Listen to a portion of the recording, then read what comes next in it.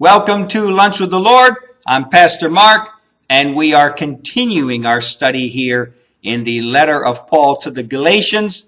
We are looking at Galatians chapter 6, and we'll be finishing verse 14 this lesson. But before we begin, Jeremiah 15:16, thy words were found, and I did eat them. And thy word was unto me the joy and rejoicing of my heart. Now, as we saw last lesson in the first part of verse 14, Paul here says, but God forbid that I should glory, save in the cross of our Lord Jesus Christ. Now, what we said last lesson was that the cross was the focal point of Paul's life, and it was the only thing that Paul gloried in. And as a Christian, you and I should have one thing that we glory in, and that's the cross of Christ. Why? Because nothing else matters in this world. Nothing else matters in this life outside of the cross. As we said last lesson, what does it gain? What profit is it if you gain the whole world? You become the president of every country. You own all the property in this world, but you lose your own soul. Because one day you'll have to leave this earth. And this earth and the heavens and the earth will be set on fire, as it says in 2 Peter chapter 3. If you'd like, you can go to my teachings on 2 Peter chapter 3. And the Greek brings out that God is going to set this whole earth and the universe on fire, and he's going to purge it, and he's going to cleanse this heavens and this earth, and he's going to make it brand new. And so what does it profit if you gain anything on this earth? If you glory in anything on this earth, but you lose your own soul, right? The only thing that we as Christians should glory in is the cross of Christ, because it was there that we received righteousness from God, a right standing. We received forgiveness, grace, mercy from God. But the last part of verse 14 is what we're going to be speaking on this lesson. And the last part is broken down into two parts. The first part is this: by whom the world is crucified unto me. And the second part is, and I unto the world. You know, he says here, by whom the world is crucified unto me. And I want to ask you a few questions here. Does the world like you? Would the world be sad if you died today? If the world would truly miss you, then maybe you have become too much like the world. Maybe you have settled down too much on this earth, like Lot did in Sodom and Gomorrah, and you made this world your home.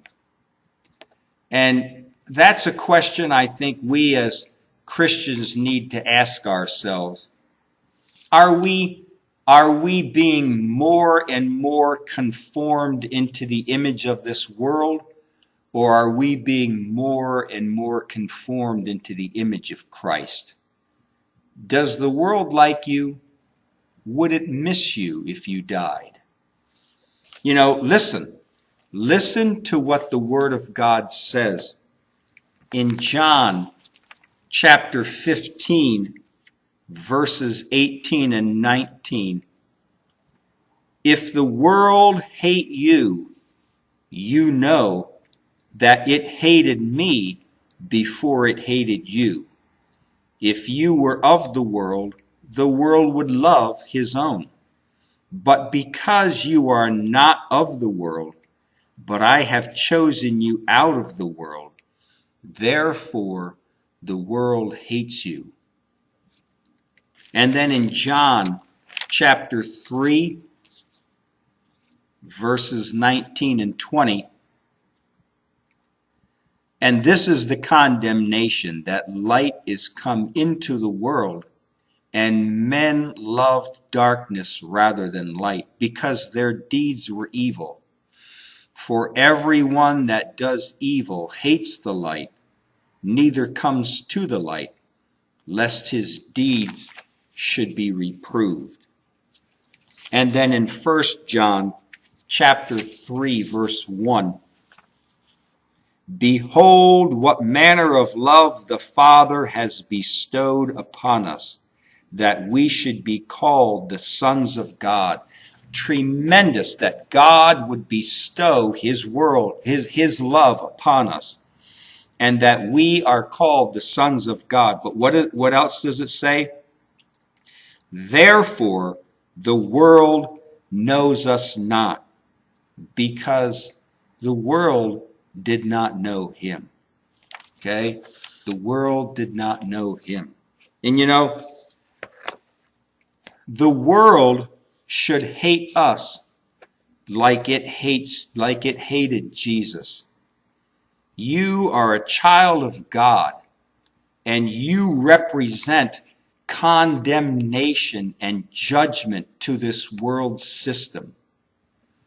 If you truly are a Bible-believing Christian, if you truly are a living example of God to this world, then the world has made a decision about you. The world has crucified you in their hearts. The world doesn't want you around. And this is why you are disliked at work. This is why you are left out of parties. This is why you are rejected for a promotion. You're not invited for Thanksgiving. And definitely they don't want you around during Christmas and Easter. The world would rather you be dead. And this is okay. It's okay, because it wanted Jesus dead also. Don't be depressed. Don't condemn yourself.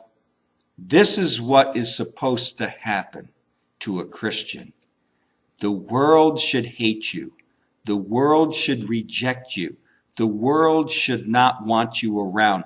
The world, if you truly are a Bible-believing, humble person before God, a person who has you've committed your heart to Christ and you're an example of Christ to this world, then the world has made a decision about you, and the world has crucified you to itself.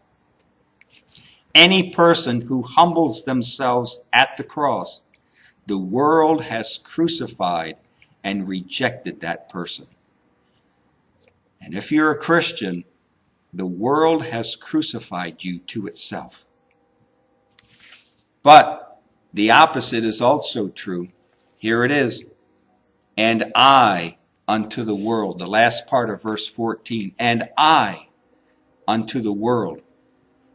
Have you, listen, on the opposite side, have you crucified the world unto yourself? I know that the world has crucified you to itself, but have you crucified the world to yourself? Are you still attached to this world system? Do you love the arts, the music, the culture of this world? Oh, I'm not saying that you can't appreciate different cultures and you can't study. I'm not saying don't go to university and become a person who majors in culture or music or art or anything. That's not what I'm saying. Because you can do that as a true Bible-believing Christian unto God, glorifying God in those subjects. Absolutely. But what I'm saying is do you have a love for those things above the cross, above God?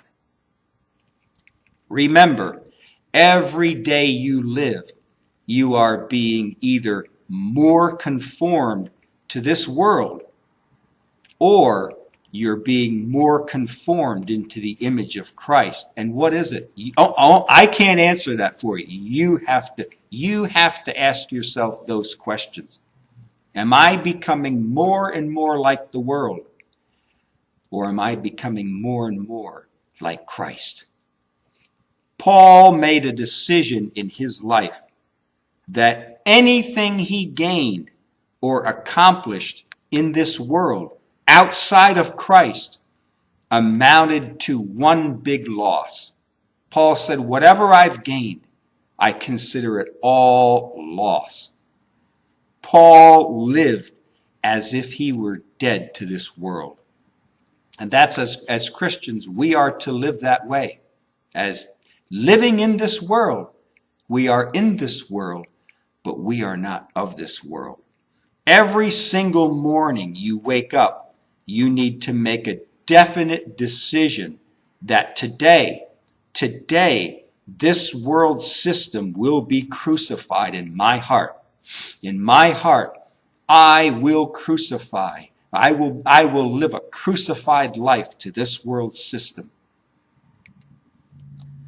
Remember, Philippians chapter 3, verse 20, you can go and listen to my teachings on Philippians 3, verse 20. You are a citizen of heaven. You are a citizen of heaven. You don't belong to this earth anymore. You live in this world, but you're just passing through. You're a traveler. You're passing through. Your citizenship is in heaven. This earth is not your home. This is just a tent. This physical body that you and I have, it's just a tent. It's just this body that we live in until we go home, until we receive our real home, our glorified body in heaven. That's our real home. John chapter 12, verse 25. He that loves his life shall lose it, but he that hates his life in this world shall keep it unto eternal life. 1 John chapter 2, verses 15, 16, and 17.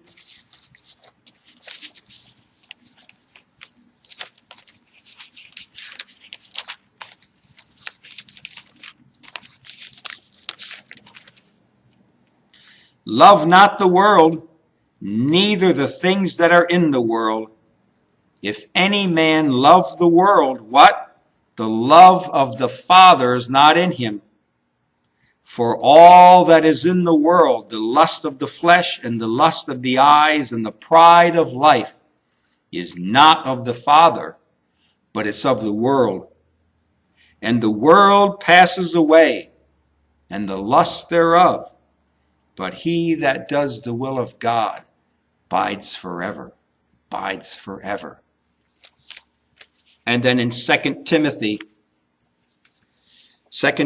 chapter 4, verse 10, for Demas has forsaken me, having loved this present world. Listen, don't be like Demas. Don't be like Demas, having loved this present world. You've given up your walk with God because you've allowed your heart to be consumed by the things of this world. Love for whatever. It's music, it's art, it's culture, it's whatever there is, the electronics. Don't let these things come in and deceive you and your heart be taken away from the grace of God, from the love of God.